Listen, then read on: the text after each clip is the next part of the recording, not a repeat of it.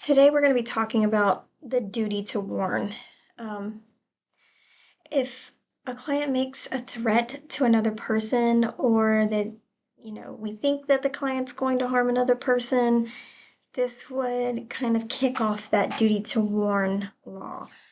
A lot of times when we think of the duty to warn, we think about a particular legal case, the Tarasoff versus the Regents of California case.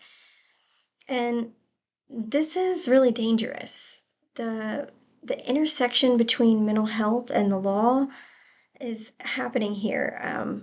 We're combining the responsibilities of a mental health clinician to treat a client and to help.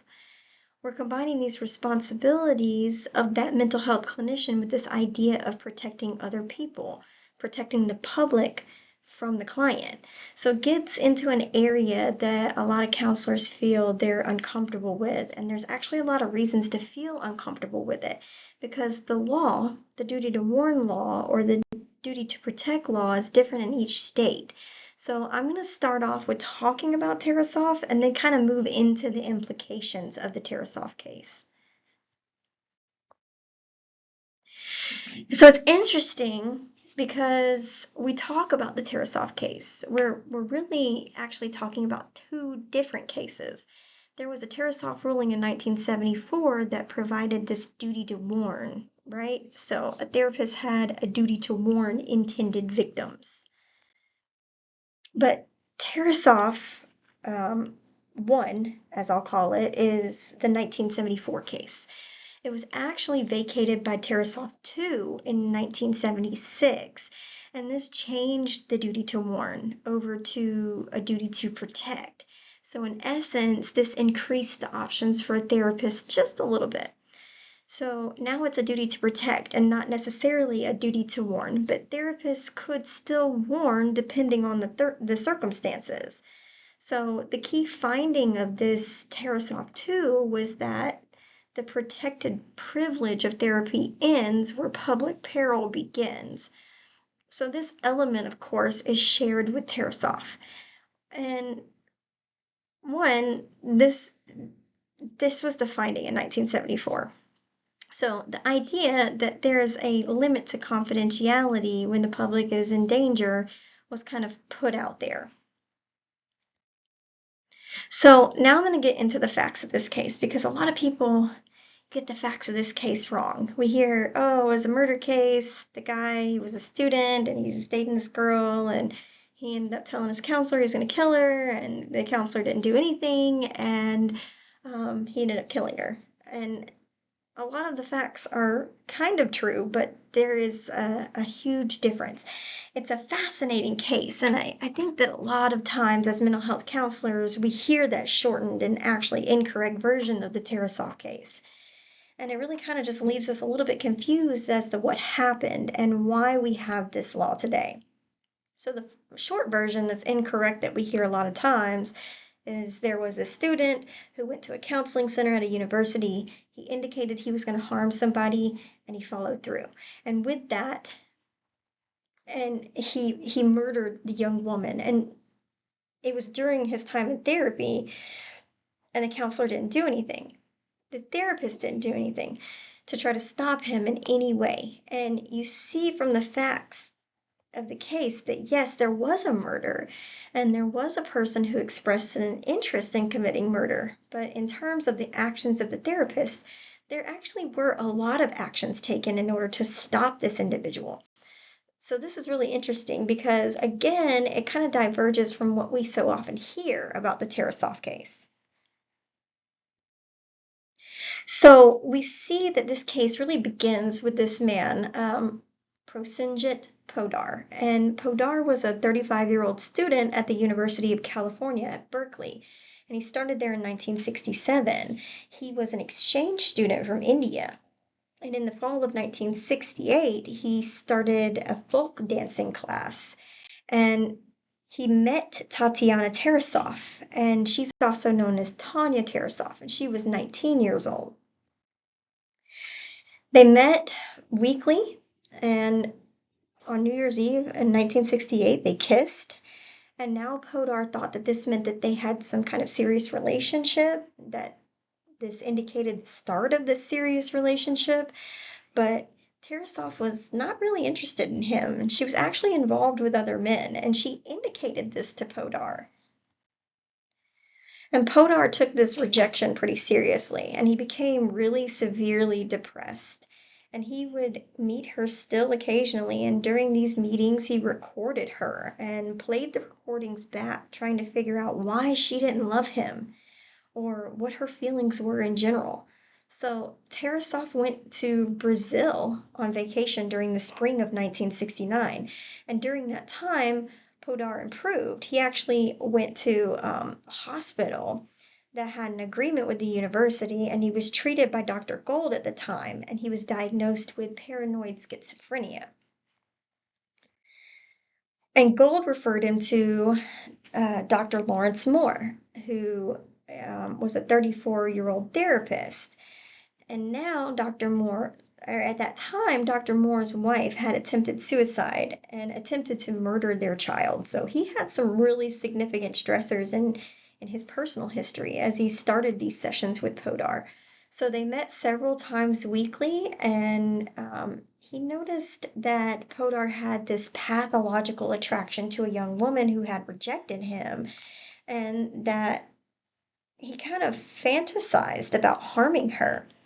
And Podar never told Dr. Moore that the woman was Tarasov, but Dr. Moore figured it out from the information that he had available on from the sessions and things of that nature. So on August 18th, 1969, Dr. Moore determined from Podar's remarks that he did in fact intend to kill Tatiana Tarasov. And when he had indicated that he was going to do it when she returned from this vacation in Brazil. So now, at this time, Dr. Moore consulted with Dr. Gold and consulted with another doctor named Dr. Yandel, and the three professionals concurred that Podar should be committed involuntarily for evaluation. So they wanted to do a 1013. Now, this is where things get a little bit tricky. There was a new law in California that authorized the police to pick up individuals who needed evaluation, and the law was somewhat confusing there. So on August 20th, 1969, 2 days after Dr. Moore determined there was a threat, he contacted the police, and Moore told the police that he would sign a 72-hour hold for Podar, and all they had to do is pick him up. And transport him to the hospital. He also indicated in a letter to them that Podar can appear quite rational, but at other times appears quite psychotic. And at this point, he was a danger to the welfare of other people and to himself. But specifically, he was threatening to kill an unnamed girl, and that he alluded strongly to a compulsion to get even with and hurt the girl so that he could we can start to see at this point that Dr. Moore's actions seem reasonable there. Tarasov was in Brazil, so he could, really could take some 2 days from August 18th until the 20th to kind of figure things out. And he did determine that he was a threat, and he contacted the police. So the police took Podar into custody, and they interviewed him, and they concluded that he was rational and not a danger. And they actually indicated that he had changed his attitude altogether. And the police told Podar to stay away from Tarasov, and then they released him. Now, this of course seems clearly negligent, but it should be noted here that the timing's not clear in terms of the police and their decision, right? So they didn't make a decision to release Podar, but they may have been pressured. There was pressure by a mental health professional named Dr. Paulson, who was actually on vacation during a lot of these different discussions. And when he came back from vacation, he ordered the campus police to return that letter to Dr. Moore, the one that Dr. Moore had written to the police, and he further ordered Dr. Moore to destroy all his notes that pertained to Podar. That's kind of disturbing, right? But one thing, though, is fairly clear here, which is no one notified Tarasov or her family of Podar's threats. So the action was taken. They did try to take action to try to hospitalize Podar, and of course that action failed, but nobody really told Tarasov what was going on. Now, Tarasov returns from Brazil. She returns from that vacation, and Podar approached her again, and she rejected him again. And after this rejection, he went to her house, and she wasn't there. And so he returned later with a pellet gun and a kitchen knife, and he confronted her. And they were alone at this time, and he shot her with the pellet gun and chased her down and stabbed her to death with that kitchen knife in the yard. And this was on October 27th in 1969. So Podar then calls the police and he tells them what he had done. Now, he was convicted of a second-degree murder, but on appeal it was reduced to manslaughter. And then the California Supreme Court in 1974 determined that inaccurate jury instructions had not given Podar a fair trial. So the conviction was reversed and he was remanded for retrial. But interestingly enough, he was never retried. And I put on here he was tried but not convicted. He was convicted, but then that conviction was overturned. And he was never retried. So there was this agreement made where he would leave the country and return to India. And if he never returned to the United States, he would not be retried. So he did. He returned to India and he eventually married a lawyer. And so the murder occurred in 1969 and Podar was released in 1974, and he's just out there in India living his best life. Now, Dr. Moore, the therapist, was fired from the clinic, and he actually just passed away in 2013.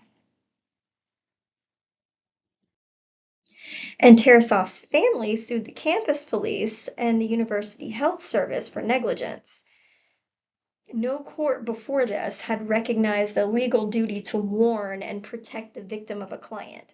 So this was all new territory when the Tarasov case was heard. Her parents were Vitaly and Lydia Tarasov, and here you can see a picture of Vitaly. So as you can see, this is a bit of an unusual case. The way that it turned out, and it's much different from the short descriptions that we hear in the mental health counseling field. The circumstances that I think make it appear much different than that short version and really give us insight into what the court might have been thinking as they were hearing it. Eventually these two cases, Tarasov, the two Tarasov cases, Tarasov 1 and Tarasov 2.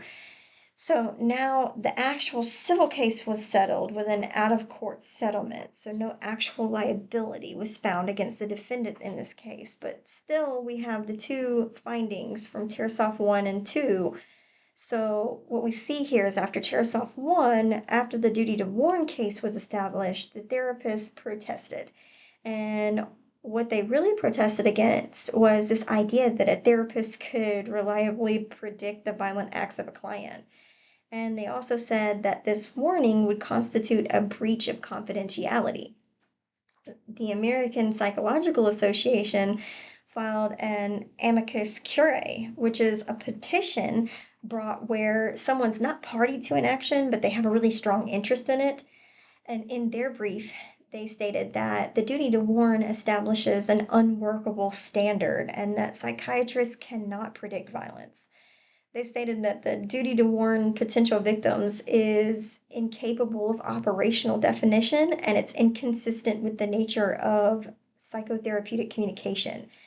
They said the quote-unquote reasonable therapist standard is unrealistic and it places psychiatrists on the horns of a dilemma.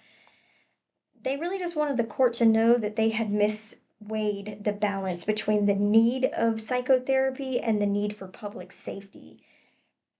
They said that the duty to warn does not significantly protect society and that warning victims does not protect them.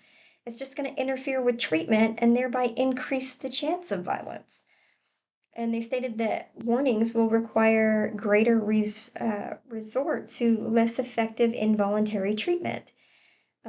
In other words, 1013ing people. And they also stated that the duty to warn seriously infringes on the patient's rights to confidentiality and unhindered treatment, and that it's going to require substantial invasions of the patient's constitutional rights. And this, of course, led to Tarasoff 2, which vacated Tarasoff 1. So the findings of Tarasoff 1 are not in effect anymore. Tarasoff 2 was, though, in 1976. Of course, after 1974, with the first Tarasoff case, we see here again the duty to protect was put in place with Tarasoff 2. And we see here that these findings, when a therapist determines or should have determined that a threat existed, that they need to take action. And this action can be anything, like trying to hospitalize the client, learning the other people involved, learning the intended victim, or any other variety of actions. So they're not restricted here to a duty to warn. They can learn, but the duty is to protect now. That's also interesting with Tarasoff 2, that it required that non-negligent behavior, not perfection. The therapist is required to use a reasonable degree of skill, knowledge, and care that's ordinarily possessed by a member of that profession under similar circumstances. And it was kind of softened moving from Tarasoff 1 to Tarasoff 2, but there's still a big change for mental health clinicians and therapists because now we have this duty to protect in place that affected everybody. And as other states started to hear cases, it kind of built on what happened with the Tarasoff case. And this is where the problems really start with Tarasoff 2. And we see here, with the other states, we see that, there are certain states that have broadened Tarasoff and others have narrowed it. And some states don't really recognize it at all. So a mental health professional really needs to know the laws in the jurisdiction where they're operating as a therapist. So we see that there's been some significant cases, and a lot of people kind of look at these cases and they believe they apply to this wide region. But again, they're state specific. Like we see a case again in California in 1980, Thompson versus the County of Alameda. And that said that the Tarasoff ruling did not apply to non-specific threats made against non-specific persons. So this finding required a readily identified victim, which, of course, was much different than what we saw in Tarasoff 2. So a lot of clinicians believe that there needs to be a clearly identified victim if they are to report it or to act in any way to protect. But that's not the case in some areas that we see. A lot of it's just confusing. Language that we look at the various cases and their findings. Like we see that in some places a counselor has no requirement to interrogate a client or conduct a special investigation to determine the victim's identity. But they are required to exercise, quote unquote, a moment's reflection. And that's the term, right? A moment's reflection, which may inadvertently reveal the victim's identity. But there's no real clarity on what that means. What is a moment's reflection? We know it's not a special investigation, but what is it? Once a therapist determines, or again should have determined, the foreseeable danger, then they are liable for exercising a reasonable care to protect the potential victim.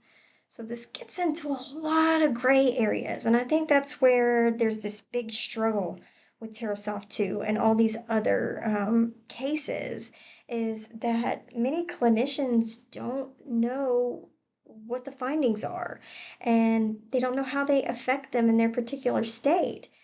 And we see research that indicates a large percent of clinicians just don't understand the duty to protect or the duty to learn.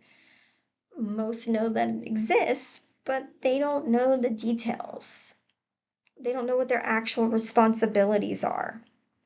Technically speaking, not knowing that, all the laws are different from state to state, the general idea is most states, if that therapist breaks confidentiality because they're trying to warn somebody in danger, they can't be held liable for that. So most clinicians, again, realize that they understand the basic ideas of Tarasoff or whatever law affects them in their particular state.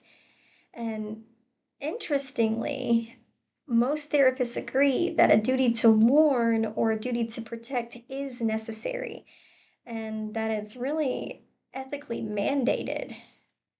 It's like an ethically mandated part of the profession, but not necessarily something that they should have to do legally. Although, again, most know that the legal component is there in some form.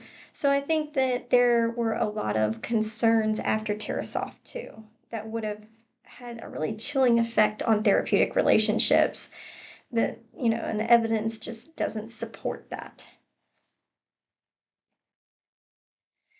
And there was also this fear that mental health professionals would not want to treat clients who are dangerous. So we have some mixed findings here. There's definitely some therapists that will not treat clients who are dangerous. And specifically, they cite Tarasoff and the subsequent findings as their reasoning for it. But now that's another kind of ethical debate to get into. But it has kind of had a chilling effect as well in that way. Now, I don't know if many health clinicians will say that kind of thing publicly, right? I don't know if many are going to say that they're simply just not going to treat people that they think are dangerous. But from talking to clinicians and being in this field for some time, it's definitely had an impact on how counselors and other mental health professions run their practice. If you practice because that's how you make a living, which is what happens most of the time, when counselors are in practice and you have a client who repeatedly makes threats, you repeatedly hospitalize the client, there comes a point when a counselor just may not want that liability. So they'll find a reason to discharge that client or to refer them to another level of care or another professional. Now, again, as I said, that gets into another ethical debate. But we do see this effect from Tarasoff too. And this is somewhat problematic. I think that with the laws varying from state to state, again, mental health professionals might not know that law. And the clients certainly wouldn't know that law. So if the therapist doesn't know what the law is, how are they going to communicate to the client in terms of informed consent? What would have to happen if, there was a threat made? And then we start to see another interesting kind of occurrence here with Tarasoff too, and the other findings where mental health professionals, in their informed consent, specifically talk about the duty to protect and kind of frame it in a way to let the client know what they should and shouldn't talk about. So now some professionals are really saying, look, just don't talk about it if you don't want me to act. It's kind of like that la la la la la, my fingers are in my ears type of mentality. So now the client has to know what the limits of confidentiality are, but at the same time, clinicians are more or less saying, don't tell me anything that could be dangerous because I don't want to have to get involved with hospitalizing you and warning other people. So this is really just a gray area. And, as I was saying before, there's areas where mental health and the law intersect, and it can be very dangerous. We have, again, this one area we're trying to protect the public, and this other area where we're trying to help the client. But then there's this third area that nobody really talks about, and that's that mental health counselors are just trying to make a living and kind of stay at peace. And sometimes that means they don't want to get involved in these situations. Look at the work of Dr. Moore in this case, in the Tarasoff case. He went through writing letters to the police, personally talking to the police officers, documenting everything with this client, and yet he was still fired from that clinic. And I personally don't know Dr. Moore's feelings on Tarasoff, but it would be reasonable to think that that something like that situation, people would have wished that they had never met the client, right? So that's kind of what I'm talking about here. And this is really a tricky and dangerous intersection. So with all of this kind of ambiguity and this release of liability, and then there's that potential danger. So what should we do about it in the mental health field? What's the best course of action? Well, the first thing would be to know the laws in your jurisdiction. That's crucial to understand. The duty to warn and the duty to protect as it affects you as a clinician. Also, you have to really look at the informed consent and make sure that the client does understand that the duty to protect is there. But of course, you have to be careful and not really encourage your client to withhold information. So there's this delicate balance that occurs here, and I really think that it's important to treat every client according to the standard of care, to do your best job, to make sure that there's some sort of danger that the public or whoever is being affected by that's protected. Also, I think that consulting with other professionals and seeking supervision makes a lot of sense. We see in that Tarasoff case, of course, that Dr. Moore did seek consultation from other professionals, which I think was a really intelligent and rational decision.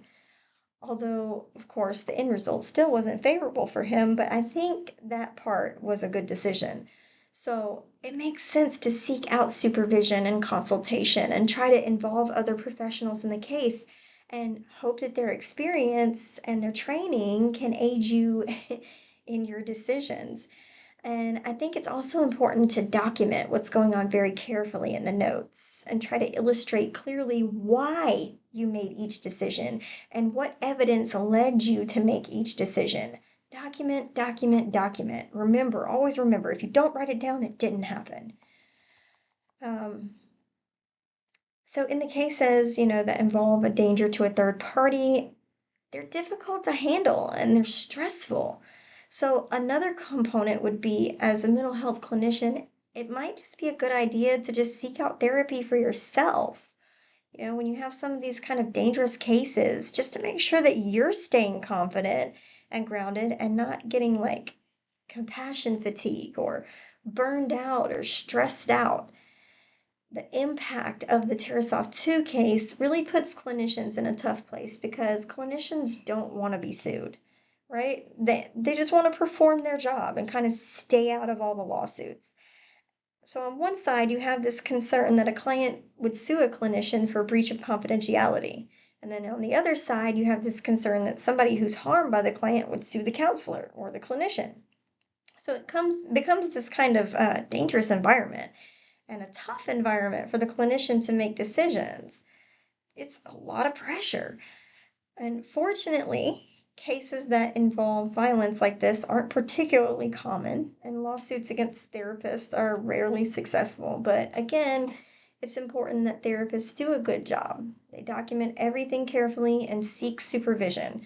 We have to make smart moves in terms of protecting the client and the public and also ourselves as professionals. So I know whenever we talk about duty to warn and duty to protect in cases like the Tarasoff case, there's going to be a lot of different opinions.